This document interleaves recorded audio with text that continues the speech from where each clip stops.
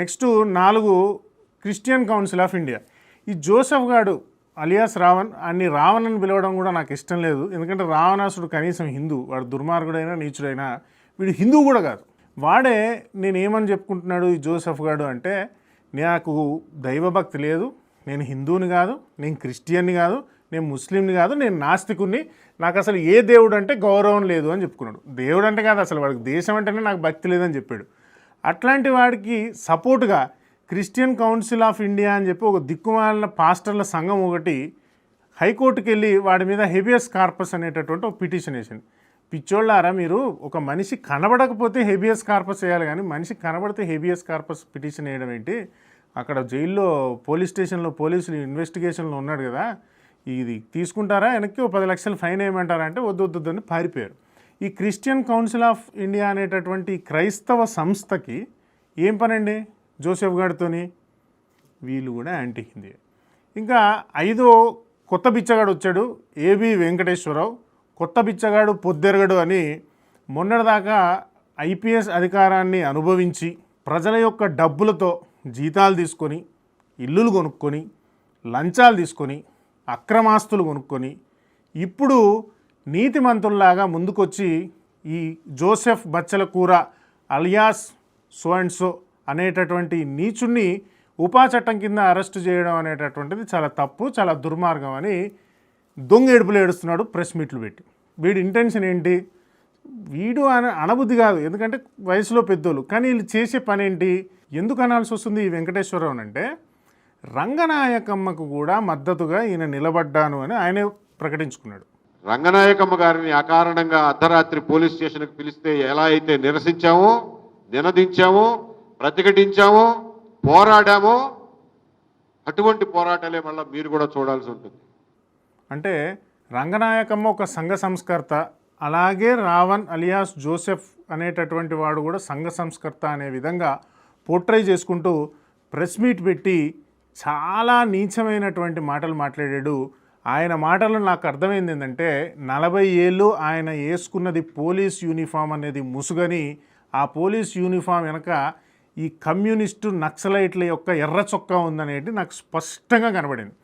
ఇట్లాంటి పోలీస్ డిపార్ట్మెంట్లో కూడా సాటి పోలీసుల్ని హింసించే నక్సలైట్లకు మద్దతు తెలిపే వాళ్ళు ఎవరైనా ఉంటే గవర్నమెంట్కి రిక్వెస్ట్ చేసేది ఏంటంటే, ఈ ఏబి వెంకటేశ్వరరావుతో ఎవరైతే క్లోజ్ అసోసియేటెడ్ పోలీస్ ఆఫీసర్స్ ఉన్నారో వాళ్ళ ఫోన్లు వీళ్ళ ఫోన్లు ఒకసారి ఎంక్వైరీ చేసి క్రాస్ వెరిఫికేషన్ చేసి వీళ్ళ మీద ఇంటెలిజెన్స్ వాళ్ళని ప్రయోగించైనా సరే ఇట్లాంటి ఐడియాలజీ ఉన్నటువంటి వాళ్ళందరినీ మీరు ఇమీడియట్గా ఉద్యోగంలో నుంచి పీకేసేయండి, సస్పెండ్ చేయండి.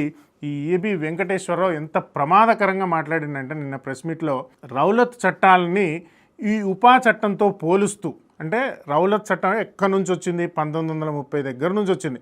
జలియన్ వాలాబాగ్ దురంతం దగ్గర నుంచి తీసుకొచ్చి ఉపా చట్టానికి కలిపాడు. ఈ మధ్యలో ఇవన్నీ చాలా ప్రమాదకరమైనటువంటి చట్టాలు అనే విధంగా తీసుకొచ్చాడు. ఆయన మాట్లాడింది చాలా అంశాలు ఉన్నాయి, ఒక్కొక్కదాన్ని ఖండించుకుంటూ పోతే గంటల తరబడి సమయం వృధా అవుతుంది, అన్ని ఖండించాల్సి వస్తుంది ఆయన మాట్లాడిన దుర్మార్గమైనటువంటి విషయాలు. రౌలత్ చట్టము ఉపా చట్టం మధ్యలో ఇట్లాంటి దుర్మార్గమైనటువంటి చట్టాలుండి మనిషి స్వేచ్ఛను హరిస్తున్నాయి, మనిషి వాక్ స్వతంత్రాన్ని హరిస్తున్నాయి, మనిషి మాట్లాడితే ఇట్లాంటి చట్టాలని ప్రయోగించి అరెస్టు చేస్తారా అని మాట్లాడుతున్నాడు. అసలు ఈ ఉపా చట్టం అనేటటువంటిది ఏంది? దీనికి ముందు ఉండేటటువంటి పోటా యాక్ట్ అనుకుంటా, అంటే ఉగ్రవాదులకు కంట్రోల్ చేసేటటువంటి చట్టం ఒకటి 2002లో ఎన్డీఏ వాజ్పేయి గవర్నమెంట్ తీసుకొచ్చింది. 2004లో కాంగ్రెస్ గవర్నమెంట్ ఎలక్షన్స్కి వెళ్ళేటప్పుడు ఏం చెప్పిందంటే, ఈ ఉగ్రవాదులకు వ్యతిరేకంగా చేసిన ఈ చట్టం ఏదైతే ఉందో మా ప్రభుత్వం రాగానే ఆ చట్టాన్ని మేము నిర్మూలిస్తాము, తీసేస్తాము అని చెప్పారు. ఏది? ఈ Congress government 2004లో.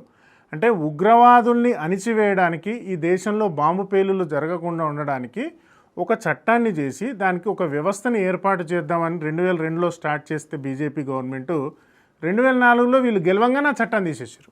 That is Congress. ఎందుకు? దాని వెనక ముస్లిమ్స్, ఈ కమ్యూనిస్టులు ఉన్నారు. ఎందుకంటే ఈ కమ్యూనిస్టుల మీదనే కదా ఇట్లాంటి చట్టాలు పడతాయి. ఈ ముస్లిమ్స్ కమ్యూనిస్టులు అక్రమ సంబంధాలు. మొన్న రీసెంట్గా ఈగల్ అని ఈ సినిమా కూడా వచ్చింది. ఏ సినిమా? రవితేజకు సంబంధించినటువంటి సినిమా. ఆ సినిమాలో కూడా ఉగ్రవాదులు కమ్యూనిస్టులు వాళ్ళు ఇల్లు తుపాకులు మార్చుకొని ఇద్దరు కలిసి యుద్ధానికి వెళ్ళారు. ఎవరి మీద? రవితేజ మీద సినిమాలో. అట్లా ఈ ఉగ్రవాదులకి నక్సల్స్కి ఎప్పుడూ అక్రమ సంబంధం ఉంటుంది కాబట్టి వీళ్ళిద్దరూ కలిసి కాంగ్రెస్ ప్రభుత్వాన్ని రాగానే దాన్ని గెలిపించుకోవాలని, గెలిచిన వెంటనే ఆ ఉగ్రవాదాలకు వ్యతిరేకంగా ఉండేటటువంటి చట్టాన్ని తీసేశారు. కానీ 1976లో పెట్టినటువంటి ఉపా చట్టం 2008లో పేలినటువంటి బాంబు పేలుల వల్ల దాన్ని మరింత కఠినతరం చేసి దాంట్లో ఈ ఉపా చట్టంలో ఉగ్రవాదుల్ని, ఉగ్రవాద భావజాలం కలిగినటువంటి సంస్థల్ని బ్యాన్ చేసేటటువంటి కొన్ని నియమాలు ఏర్పాటు చేస్తే 2019లో దాంట్లో వ్యక్తుల్ని కూడా, అంటే ఉగ్రవాద భావజాలం కలిగిన సంస్థ మాత్రమే కాదు వ్యక్తి కూడా సమాజానికి ప్రమాదమే అని 2019లో దాన్ని మళ్ళీ అమెండ్మెంట్ చేశారు. ఇది ఉపా చట్టం యొక్క చరిత్ర. ఈయనకు బాధ కలిగించినటువంటి విషయం ఏంటంటే ఈయన కమ్యూనిస్ట్ కాబట్టి ఆ కాకి చొక్కా అనేది ముసుగు, దాని వెనక రూపల ఎర్రకండువా ఉందని ఇన్నాళ్ళు తెలియక ప్రభుత్వాలు ప్రజలు మోసపోయారు. ఇప్పుడు కాకి చొక్కా పోయింది, రిటైర్డ్ అయిపోయింది కాబట్టి మేల్లో ఎర్రకండువా వేసుకొని ఉగ్రవాద భావజాలం కలిగిన వాళ్లకు, ఇట్లాంటి కమ్యూనిస్ట్ ఐడియాలజీ, నక్సల్ ఐడియాలజీ ఉన్నటువంటి వాళ్ళకు మద్దతు తెలపడానికి ప్రెస్ మీట్ పెట్టాడు. ప్రెస్ మీట్ పెట్టి రంగనాయకమ్మకు ఏదైనా ఆపద వచ్చినప్పుడు మేము ఆ రోజు ఏ విధంగా పోరాడాము, ప్రశ్నించాము, ఎదురు తిరిగాము, నిలబడ్డామో ఈరోజు కూడా ప్రశ్నారావానికి సపోర్ట్గా మేము అట్లా నిలబడతాం అనే విధంగా వీర లెవెల్లో సినిమా డైలాగ్ కొట్టాడు. ఇట్లాంటి ఏబి వెంకటేశ్వరరావు లాంటి దుర్మార్గులు ఎవరైతే ఉన్నారో పోలీస్ వేషంలో ఉండి సమాజానికి, దేశానికి, పోలీస్ వ్యవస్థకి, సార్వభౌమత్వానికి, సైనికులకు, ఆర్మీకి వ్యతిరేకంగా పనిచేసేటటువంటి వాళ్ళందరినీ ఇమీడియట్గా పోలీస్ ఉద్యోగంలో నుంచి తీసేయాలి. ఏబి వెంకటేశ్వరరావు మీద కూడా ఎంక్వైరీ చేయాలని నేను ప్రభుత్వాన్ని కోరుకుంటున్నాను. ఇది కొత్తగా వచ్చినటువంటి ఏబి వెంకటేశ్వరరావు యొక్క చరిత్ర. ఇట్లా వీళ్ళందరూ మెయిన్ పర్సన్స్, వీళ్ళు మిగతా వాళ్ళు నాట్ మెయిన్ పర్సన్స్ అని కాదు. మెయిన్గా మనం మాట్లాడుకునేటటువంటిది ఐడియాలజీ. ప్రపంచంలో ఉన్నది లెఫ్ట్, రైట్ మ్యాక్సిమం ఇప్పుడు ప్రస్తుతానికైతే. ఈ లెఫ్ట్ ఏ విధంగా ఉంటుంది అనే ఐడియాలజీ మీద మనం డిస్కస్ చేసుకున్నాము. ఈ ఏబి వెంకటేశ్వరరావు కానీ, తులసి చంద్ కానీ, ప్రొఫెసర్ నాగేశ్వరరావు వీళ్ళందరిది ఒకటే స్క్రిప్టు, ఒకటే ఐడియాలజీ. ఏ విధంగా దేశాన్ని నాశనం చేయాలి, ఏ విధంగా హిందువుల్ని దూషించాలి, ఏ విధంగా హిందూ మతంలో ఉన్నటువంటి తప్పుల్ని ఎత్తాలి, క్రిస్టియన్లకు, ముస్లింలకు ఫండింగ్స్ ఏ విధంగా ఇవ్వాలి, ఇవన్నీ రికార్డెడ్ స్టేట్మెంట్స్. ఛత్తీస్గఢ్లో క్రిస్టియన్ మిషనరీసు నక్సలైట్లకి మెడిసిన్స్ పంచేవి. అదే క్రిస్టియన్ మిషనరీసు ఫారెన్ ఫండ్స్ తీసుకొచ్చి నక్సలైట్లకు ఇచ్చేవి. ఆ నక్సలైట్లు బాంబులు పెట్టేటటువంటి ఉగ్రవాద సంస్థలకు దారి చూపించేవాళ్ళు, మ్యాపులు చేసేవాళ్ళు, డబ్బులు ఇచ్చేవాళ్ళు, ఆశ్రయాలు కల్పించేవాళ్ళు. Everything is recorded in India. ప్రతి దగ్గర వీళ్ళు చేసినటువంటి అక్రమ సంబంధాలు, క్రైస్తవ మిషనరీలు చేసిన అక్రమ సంబంధాలు, నక్సలైట్లు చేసిన దుర్మార్గాలు, ఉగ్రవాదులు చేసినటువంటి నీచత్వాలు అన్నీ ఒక పాయింట్అవుట్ దగ్గరికి వస్తాయి. ఈ దేశాన్ని ఏ విధంగా ముక్కలు చేయాలి, హిందూ సమాజాన్ని ఏ విధంగా నాశనం చేయాలి. దట్ ఈస్ వీళ్ళ ఐడియాలజీ. మొత్తం ఈ ఐదుగురు, దీని వెనక ఉన్నటువంటి 50 మంది అయినా 100 మంది అయినా ఇలా బుద్ధి ఇంతే. హిందూ సమాజం ఇప్పటికైనా మేల్కోవాలి. వాళ్ళ ఎకో సిస్టమ్ ఏ విధంగా పనిచేస్తుందో అర్థం చేసుకోండి. అసలు తేనెతీగల్లాగా వచ్చేసారు రావణ్ గారిని అరెస్ట్ చేయంగానే. రావణ్ని అరెస్ట్ చేయడం వీళ్ళ సమస్య కదా. రావణ్ని అరెస్ట్ చేసి లోపలేసేస్తే అయిపోతుంది, కేసు క్లోజ్, వీళ్ళకి బాధ లేదు. కానీ రావణ్ గారి ఫోన్ పోలీసుల దగ్గర ఉంది, వాడి కాల్ డేటా ఉంది, వాడి బ్యాంక్ డీటెయిల్స్ ఉన్నాయి, వాడికి డబ్బులు ఎక్కడి నుంచి వస్తూనే ఉన్నాయి. ఈ డేటా అంతా తీసి ప్రకాష్ రాజుని అరెస్ట్ చేస్తే తీగ లాగితే డొంకంతా కదిలినట్టు ప్రకాష్ రాజు గారు వెళ్తాడు, ప్రొఫెసర్ నాగేశ్వరరావు వెళ్తాడు, తులసి చంద్ వెళ్తుంది, దీని వెనక ఏబి వెంకటేశ్వరరావు వెళ్తాడు, ఇంకోటి వెళ్తాడు, లట్టుగాడు వెళ్తాడు, పుడగాడు, మొత్తం వీళ్ళంతా వెళ్తారు.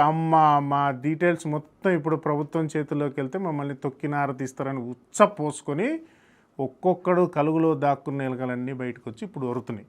మరి రావణ్ గారి చేసిన దుర్మార్గాలు ఏందిరా అంటే, నాకు దేశభక్తి లేదంటాడు, రాముడిని తిడతాడు, రామాయణ గ్రంథాన్ని అంటాడు, శ్రీకృష్ణుని విమర్శిస్తాడు. ఇట్లా ప్రతి ఒక్కరిని విమర్శించడమే కాకుండా వాడి మెయిన్ ఎజెండా ఏంటంటే హిందూ ధర్మం కోసం మాట్లాడేటటువంటి ప్రతి ఒన్ని తిట్టడం. మొన్న లిరిక్ రైటరు అనంత శ్రీరామ్ ఏదో బూతుపాట రాశాడని, నా కొడక నిన్ను తాట తీస్తాను, నీ ఏసేస్తాను, అది ఇదని వీడియో పెట్టాడు. అనంత శ్రీరామ్ కంటే బూతుపాటలు రాసిన వాళ్ళు 100 మంది ఉన్నారు. కానీ అనంత శ్రీరామ్ని ఎందుకు తిట్టాడు? అనంత శ్రీరాము హిందుత్వం గురించి మాట్లాడాడు కాబట్టి, హైందవ శంకరాము సభకు వచ్చి హిందుత్వం గురించి అప్పుడప్పుడు పోస్టులు పెడతాడు కాబట్టి. తనికెళ్ళ భరణి గారు మోడీని పొగిడినందుకు తనికెళ్ళ భరణి బూతులు, అసలు తనికెళ్ళ భరణి గారిని ఎందుకు బూతులు తిట్టావురా నువ్వు అంటే మోడీని పొగిడాడు. అరే మోడీని పొగిడితే నీకేంటరా? అంతే, మోడీని పొగిడితే మేము తట్టుకోలేము. ఆయన ఏందో మోడీని పొగిడితే నీకు వచ్చిన నష్టం ఏంది? తనికెళ్ళ భరణిని బూతులు తిట్టాడు. ఏజుడ్ అని ఇంతకుముందు ఫ్యాషన్ డిజైనర్ యూట్యూబ్ ఛానల్ ఒకటి పెట్టుకునేవాడు. ఇప్పుడు ఏదో కొంచెం దేశం కోసం ప్రోగా, జియో పాలిటిక్స్ గురించి, కొంచెం హిందూ సమాజం గురించి ప్రోగా కొన్ని వీడియోలు చేస్తున్నాడు. ఆన్ని తిడతాడు. అంటే దేశం కోసం మాట్లాడేటటువంటి వాడిని, హిందుత్వం సపోర్ట్గా మాట్లాడేటటువంటి వాడిని, బీజేపీకి సపోర్ట్గా మాట్లాడేటటువంటి వాడిని తిట్టడమే వీడి పని. ఎందుకు అంటే ఎవడైనా హిందువులకు కానీ, దేశానికి సపోర్ట్గా కానీ, బీజేపీకి సపోర్ట్గా కానీ మాట్లాడితే వాడిని తిడితే నన్ను వాళ్ళు వీళ్ళు తిడుతున్నారు కాబట్టి నేను ఈ ఫీల్డ్లోకి వెళ్ళనులే, నా పనేదో నేను చేసుకుంటాను, నేనేదో పాటలు రాసుకుంటాను, లేదా నేనేదో ఫ్యాషన్ డిజైన్ చేసుకుంటాను, లేకపోతే నేనేదో నా సినిమాలు నేను చేసుకుంటాను, కానీ హిందువులకు సపోర్ట్గా మాట్లాడితే నన్ను ఫలానా వాళ్ళు తిడుతున్నారు, దేశానికి సపోర్ట్గా మాట్లాడితే నన్ను ఇంకొకరు తిడుతున్నారు కాబట్టి నేను అందులోకి పోకూడదు అని సెలబ్రిటీస్ అనుకునే విధంగా వీడు వాళ్ళని తిడుతున్నాడు. బూతులు, వయసుకు గౌరవం లేదు. అసలు తనిఖీళ్ళ భరణి గారిని తిట్టాల్సిన అవసరమే లేదు. ఇలా నాకు బూతులు వస్తే నాకు ఈ నా కొడుక్కి, కానీ ఆయన్ని కూడా బూతులు తిట్టాడు. ఇది ఒక ఎజెండా. ఇప్పుడు ఒక ఇద్దరు వ్యక్తులు కొట్టుకుంటున్నారు. ఆ వ్యక్తుల్ని కొట్టుకునే వాళ్ళను ఆపడానికి వెళ్ళిన వాడిని కొట్టామనుకో, ఆ కొట్టుకునే వాళ్ళని ఆపడానికి ఇంకోటి వస్తాడా? రాడు. అట్లనే హిందుత్వం గురించి మాట్లాడేవాడిని తిట్టామనుకో, ఇంకోటి రాకూడదు. ఇదే 100 సంవత్సరాల నుంచి కమ్యూనిస్టులు ఈ దేశంలో కక్కేటటువంటి విషయం ఇదే. దయచేసి కమ్యూనిస్టుల ఐడియాలజీ ఉన్నటువంటి కుక్కల్లాగా చూడండి, చెప్పు కింద బొద్దింకల్లాగా చూడండి, బాత్రూంలో బ్యాక్టీరియా లాగా చూడండి, యాసిడ్ కొట్టండి. కమ్యూనిస్టులను దగ్గర రానికూడదు. అసలు ఎర్ర కండువా అనేటటువంటి వాడు ఎవడైనా చెంప పగల కొట్టేదాకా హిందూ సమాజం అవేర్నెస్ రావాలి, హిందూ సమాజానికి ఐడియా రావాలి, హిందువులు మేల్కోవాలి. వాళ్ళ ఎకోసిస్టమ్ చూడండి, మన ఎకోసిస్టమ్ చూడండి. మనోళ్ళు 1000 సబ్స్క్రైబర్లు ఎవరికన్నా వచ్చినాయంటే చాలు, వాడు ఇట్లా ఎగిరేస్తాడు. కాదు, నాకు 1000 సబ్స్క్రైబర్, వాడు 5 లక్షలు 6 లక్షలు ఉన్నోడు కూడా ఒక కంబైండ్ అయ్యి అరే ఇట్లా అందరు కలుసుకొని అసలు డబ్బులు తింటారు అనుకో, తినని, కానీ ఒక యూనిటీ ఉన్నది. మన వాళ్ళల్లో ఆడి చెప్తే నేను వినేదేంది, వీడి చెప్తే నేను వినేదేంది, ఈగో. ఎందుకంటే మన వాళ్ళకి ఎవరికి డబ్బులు రావు, బయట నుంచి ఎక్కువ సిస్టమ్ లేదు, ఎవరు డబ్బులు ఇచ్చేటోళ్ళు లేడు. సో ఎవడికి వాడే హీరో అన్నది వాస్తవమే, కానీ కలిస్తే ఓ మల్టీ స్టారర్ హీరో సినిమా అవుతుంది కదా. ఆ విధంగా కూడా హిందూ సమాజం ఆలోచించి హిందువులు కూడా ఒక ఎకో సిస్టమ్ లాగా ఏర్పడాలి. అనవసరమైన ఈగోలోకి పోకూడదు. వచ్చేది చాలా ప్రమాదకరమైనటువంటి యుద్ధము. ఇంకా బలంగా ప్రయత్నం చేస్తున్నారు ఈ దేశాన్ని నిర్మూలించడానికి, ఈ దేశంలో హిందూ సమాజాన్ని తగ్గించడానికి. ఆ విషయంలో ప్రతి హిందూ అవేర్నెస్తో ఉండాలని కోరుకుంటూ జై శ్రీరామ్, జై హింద్.